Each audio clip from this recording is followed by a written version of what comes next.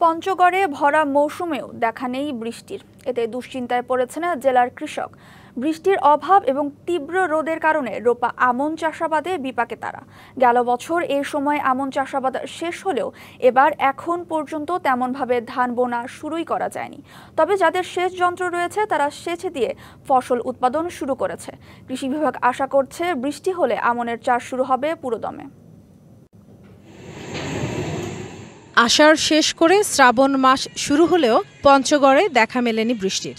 কখনো কখনো আকাশে হালকা মেঘের দেখা মিললেও তা ক্ষণিকেই মিলিয়ে যাচ্ছে উত্তপ্ত সূর্যের প্রখর রোদে।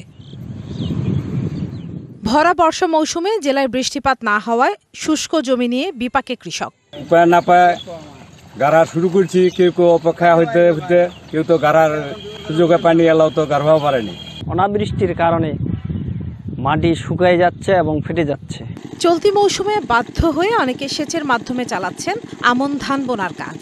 এতে একদিকে উৎপাদন ব্যয় বেড়েছে কয়েক গুণ, অন্যদিকে সঠিক সময়ে আমনের চারা বুনতে না পেরে ফসল নিয়ে দুশ্চিন্তায় চাষিরা। অপেক্ষা করতে হতে এখন আমরা ছেলে মেশিন দিয়ে কাল সন্ধ্যা পানি দিছি, আজকে লোকদের গাড়ায় নেছে ধান চাষ করে নেয়। একনন সোপ দেশের নম্বর 1 হালাল অ্যান্টিব্যাকটেরিয়াল সোপ, ন্যাচারাল ব্যাকটেরিয়ালাইসিসের সুরক্ষায় ফ্রেশ ও অ্যাক্টিভ সব সময়।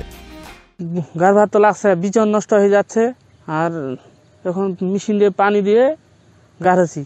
মৌসুমের তুলনায় বৃষ্টিপাত কম হওয়ায় কৃষি বিভাগও পরামর্শ দিচ্ছে সেচের মাধ্যমে আমন রোপণের। চাষি পর্যায়ে আমরা আমাদের কৃষি সম্প্রসারণ বিভাগের পক্ষ থেকে তাদেরকে সম্পূরক সেচ ব্যবহার করে যত দ্রুত সম্ভব যাতে চারার বয়স বৃদ্ধি না হয় এই অবস্থায় যেন তারা রোপা আমন লাগান, এ বিষয়ে আমরা চাষিদেরকে পরামর্শ দিচ্ছি, লিফলেট বিতরণ করছি। এবার পঞ্চগড় জেলায় 1,30,000 হেক্টর জমিতে রোপা আমন চাষের লক্ষ্যমাত্রা নির্ধারণ করা হয়েছে। DBC news desk.